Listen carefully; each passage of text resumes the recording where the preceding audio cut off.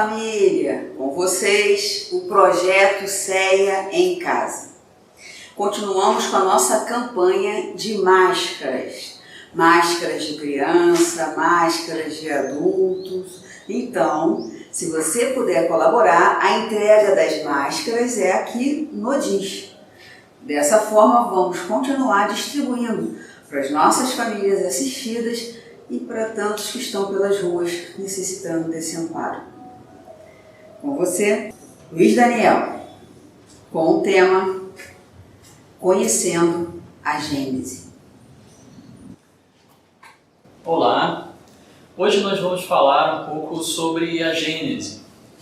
Esse livro que é o quinto livro do que chamamos do Pentateuco, das obras de Kardec, da codificação da doutrina espírita. E é um livro, na minha visão, muito interessante e diferente assim, do que muitas pessoas pensam. Não é um livro difícil. Eu vou tentar aqui com vocês falar sobre algumas passagens do livro, falar sobre alguns itens do livro, para a gente poder entender, quem nunca leu a Gênese, quem não conhece o livro, para saber um pouquinho do que se trata, de como Kardec enumera os assuntos e qual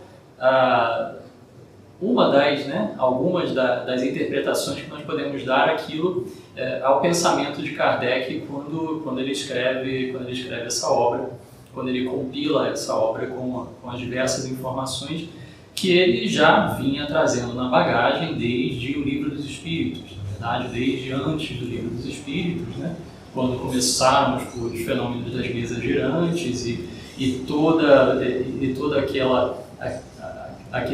aqueles fenômenos começaram a acontecer e toda uma nova ciência, né? Como chamada por Kardec, uma ciência espírita, começou a se descortinar na frente de Kardec e ele começa então a dar luz, né? Ele começa a dar corpo a essa bela doutrina que nós temos através das obras principais, começando pelo Livro dos Espíritos e fechando, né, com a Gênese. Bom, a Gênese tem um subtítulo que chama-se Os Milagres e as Predições segundo o Espiritismo. A gente vai entender ao longo da obra por que a obra tem esse subtítulo, né? Os Milagres e as Predições segundo o Espiritismo. Na verdade, ele coloca, a gente pode interpretar esse subtítulo como se fosse um dos pontos máximos da obra. Mas para poder chegar até aí, para poder chegar até a explicação do que seriam os milagres e as predições do Evangelho, que é sobre isso que Kardec explana nessa obra, sobre o Evangelho e também sobre as Escrituras de Moisés, até chegar a essa parte, há todo um embasamento que Kardec toma muito cuidado de fazer passo a passo, bem didaticamente, como era muito da característica de Kardec, né? Fazer isso de uma forma bem didática para que o entendimento ele fosse completo, né? Que houvesse um entendimento sem que não fosse parcial, né? Que não houvesse parcialidade nesse entendimento, ou seja, ele vai ali tentar colocar, e ele consegue muito bem isso, né? Ele coloca na mesa todas as ferramentas de filosofia, de investigação, das teorias existentes na época sobre a ciência, a explicação dos fenômenos, os fenômenos físicos que aconteciam. Então ele vai destrinchando todo esse conhecimento e vai resumindo ali no livro o conhecimento em voga ali na época dele. Claro que esse conhecimento ele vai se expandindo ao longo do tempo, né? A gente tem que lembrar que esse livro foi escrito no século XIX. Então, de lá para cá, a ciência, o conhecimento científico ele cresce vertiginosamente. Então, os conhecimentos científicos que nós temos hoje avançaram absurdamente em relação à época de Kardec, mas aquela época era uma época de efervescência científica muito grande. Então, ele se vale de todo aquele conhecimento científico que existia ali naquela época para, de posse dessa teoria, colocar ali a explicação científica, a explicação racional dos acontecimentos do Evangelho e também do Velho Testamento, mais especificamente da Gênese mosaica, né, que se refere a Moisés, que é um dos itens, um dos muitos itens que a gente vai encontrar aqui no livro. Então, só para enumerar para vocês alguns desses itens, além da Gênese mosaica, que ele vai falar sobre os 6 dias e a perda do paraíso, vai explicar, né, de que forma a gente pode interpretar, ou de que forma nós deveríamos interpretar essa questão lá nas Escrituras, ou seja, ele nos convida a enxergar essas Escrituras, enxergar esses textos antigos, não levando ao pé da letra, né, mas sim como eles devem ser interpretados, como textos muito simbólicos. Então, ele vai nos ajudar, Kardec vai nos ajudar a raciocinar em cima dessa simbologia e não simplesmente rechaçar o que ali está escrito. Por exemplo, que Deus criou o mundo em 6 dias, no primeiro dia fez-se a luz e por aí vai. Ele vai nos convidar a enxergar aquilo ali com a luz do raciocínio, e não como algo inventado, ou não como algo de uma natureza quase que imaginária, né? Ele falava muito diretamente às pessoas que perdiam a sua crença, ou aquelas pessoas que já não tinham muita crença em algo ou alguma religião, e com o materialismo muito presente naquela época, vão perdendo ainda mais, ou vão tentando se agarrar nesse materialismo para não se submeter mais a doutrinas que não mais faziam sentido a essas pessoas, né? As doutrinas das penas eternas, a doutrina dos castigos divinos. Então, muitas pessoas começavam a abrir mão da religião, né? Lógico, cada indivíduo sabe daquilo que traz consigo, do que é importante para si. Então, se a pessoa, né, naquela época já não tinha lá uma religiosidade muito forte, o fato da ciência começar, a ciência oficial, né, a ciência dita oficial da época, começar pela explicação dos fenômenos físicos e tudo, começar a ridicularizar as obras religiosas, né, os textos religiosos, colocar o texto religioso numa figura imaginária, ou numa figura mesmo ridícula do ponto de vista da ciência oficial, essas pessoas acabavam se desacreditando então dessa religião e tentavam ali se agarrar ao materialismo, e a gente sabe que do materialismo para agir de uma forma que vai te trazer mais consequências para a vida, né, para a sua vida de espírito, é um passo muito curto. Então, daí o índice de suicídios ia aumentando, daí pessoas desacreditadas mesmo, enfim, de tudo, do porvir, procuravam colocar ali na matéria toda a explicação. Diziam que esse funcionamento que nós temos aqui no nosso corpo era algo simplesmente mecânico, para a ciência da época. Hoje isso já vem mudando, né? Nós temos diversas áreas já da ciência que começam a se ligar, começam a pelo menos admitir a influência da espiritualidade no bem-estar físico, fisiológico, começa a admitir essa interação entre a alma e o corpo, entre a alma e a matéria. Mas já na época, já quando Kardec escreve essa obra, ele já sabia disso tudo. Então por isso que esse livro ele é maravilhoso, porque ele é um livro visionário de Kardec, ali, se a gente pode dizer assim. Ele tinha todo esse conhecimento ali, que ele foi adquirindo com as pesquisas espíritas ao longo dos anos, e quando ele chega ali na Gênese, é como se ele pensasse assim, agora eu tenho que amarrar isso tudo, eu tenho que arrumar todas essas coisas, todo esse conhecimento que eu tenho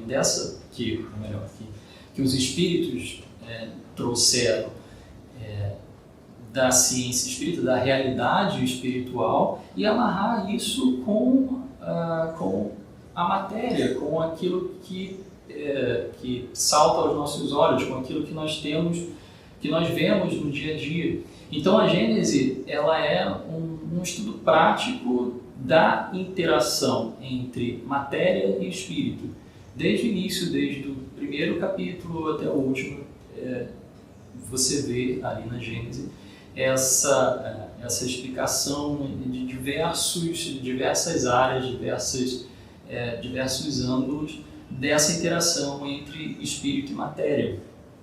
Então, por exemplo, Kardec, num dos capítulos iniciais, ele vai falar sobre a natureza divina, depois ele vai falar sobre a diversidade dos mundos, a ordem aqui não é essa que eu estou falando para vocês, mas ele também vai falar sobre instinto e inteligência, vai falar sobre os fluidos, que é um item muito importante desse livro, porque os fluidos, o estudo dos fluidos e da ação dos fluidos sobre a matéria é fundamental para a gente entender essa interação entre espírito e matéria, como nós que somos espíritos, nós agimos sobre a matéria, agimos o tempo todo, né? Nós estamos aqui falando, estamos vivos, o nosso espírito está aqui agindo sobre a matéria, que é esse nosso corpo, e nós interagimos com o mundo ao nosso redor através dos fluidos. Também vai falar sobre a gênese orgânica, então sobre teorias de criação dos mundos. Hoje nós temos teorias já mais solidificadas, mas já lá na Gênese, ali, no século XIX, ele já traz, na verdade não Kardec, mas o espírito de Galileu, ele traz ali teorias sobre a Gênese, a formação dos mundos e sobre os astros, como se formaram, etc, etc, e muitas dessas coisas vão se confirmando, né? Com o passar do tempo, com o desenvolvimento da ciência, como eu falei para vocês. Agora, junto disso tudo, né, e por isso que eu digo que a Gênese ela não é um livro científico, como muitas vezes a gente ouve falar no meio espírita. A Gênese é um livro científico, não é um livro científico nesse sentido, né? Na verdade, Kardec ele consegue muito bem amarrar nesse livro os 3 aspectos da doutrina, né, que são ciência, filosofia e religião. Ele vai se valer desse aspecto científico para quê? De uma forma muito inteligente, né, na minha opinião, uma forma bem pensada, ele vai se valer da ciência para falar a linguagem dos materialistas, daqueles que refutavam a doutrina espírita como sendo, enfim, obra de mentes pouco evoluídas ou que, enfim, que se deixavam levar por coisas da imaginação. Ele vai lá na ciência e ele busca ali na ciência falar a linguagem desses.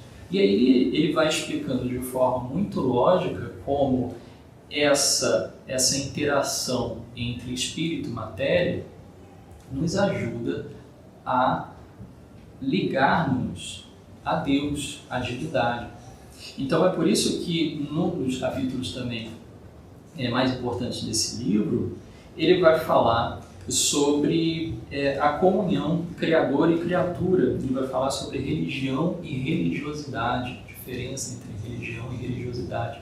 Então ele vai explicar que aquele Deus colocado por algumas religiões da época, ele não tem como, e nesse ponto ele defende inclusive os materialistas, porque ele fala, não tem como você admitir um Deus dessa forma, um Deus que seja parcial, um Deus que vai imprimir penas eternas, né? Não tem como realmente acreditar nesse Deus. Então ele fala, esse Deus realmente, para a doutrina espírita, realmente ele não existe. Então qual é o Deus que existe para a doutrina espírita? É um Deus de soberana bondade, é um Deus infinitamente bom e justo, misericordioso, é um Deus que é infinito em todas as suas perfeições. Então a gente vai estudar os atributos divinos, e tudo através da lógica. Então a partir do momento que a gente pega a ciência, pega um pouco ali da ciência oficial, dita oficial, e as informações que a gente tem de criação dos mundos, etc., do tempo, né? Quanto tempo que o universo ele foi criado, há quanto tempo nós estamos aqui como espíritos imortais, é aí que a gente começa a ter uma pista, veja bem, é aí que nós começamos a vislumbrar algo do que seja a grandiosidade de Deus. Pode parecer um pouco frustrante no sentido de que, nossa, então eu achava que eu entendia Deus, eu achava então que Deus estava ali, naquela figura, naquela visão de uma religião A, B ou C, e agora eu não sei mais. Mas por outro lado, nos traz uma paz tão grande, porque nós entendemos pelo raciocínio, nós não precisamos mais colocar Deus como uma alegoria, não precisamos mais tentar interpretar simbolismos e etc. A gente simplesmente olha o mundo ao nosso redor, estuda como o mundo foi criado, quanto tempo que demorou para nós estarmos aqui, e une isso à doutrina espírita, une isso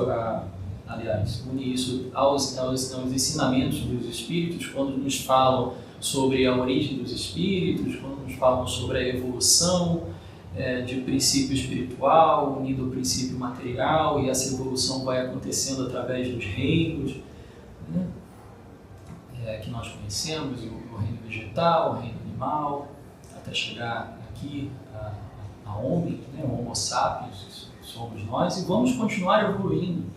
Então essa que é a beleza da vida.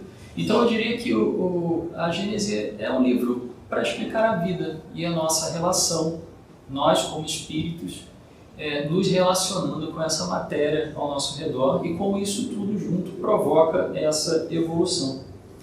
E como conclusão, a cada leitura você tem um novo aprendizado nessa obra. Cada vez que você lê, cada vez que você pega um determinado item, um determinado capítulo, você vai aprender alguma coisa nova. Ela explica, a Gênese também explica o porquê o processo de mudança do mundo está em nossas mãos.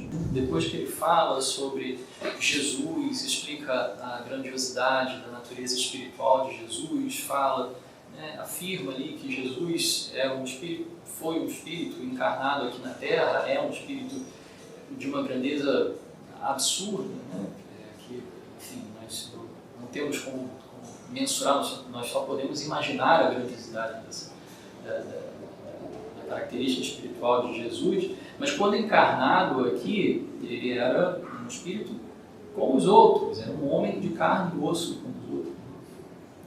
E aí ele vai explicando como que aconteceram aqueles ditos milagres do Evangelho. Então, não existem milagres, tudo é explicado através da ação dos fluidos.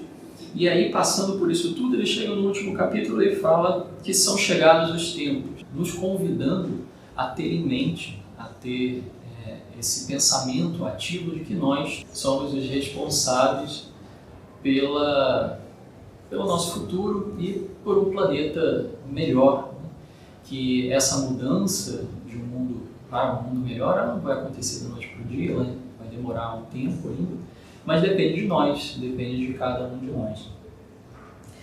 E para fechar, eu diria para vocês que a Gênese, ela nos dá um exercício de humildade por sermos assim pequenos em relação a quando enxergamos essa grandiosidade divina, e ela amplia também a nossa visão em relação ao mundo ao nosso redor. Então, que possamos continuar estudando essa doutrina que serve de luz em nossos caminhos, em nossas existências, estudando as obras de Kardec e procurando sempre colocar em prática esses ensinamentos no nosso dia a dia. Espero vê-los em breve. Fiquem em paz e fiquem com Deus.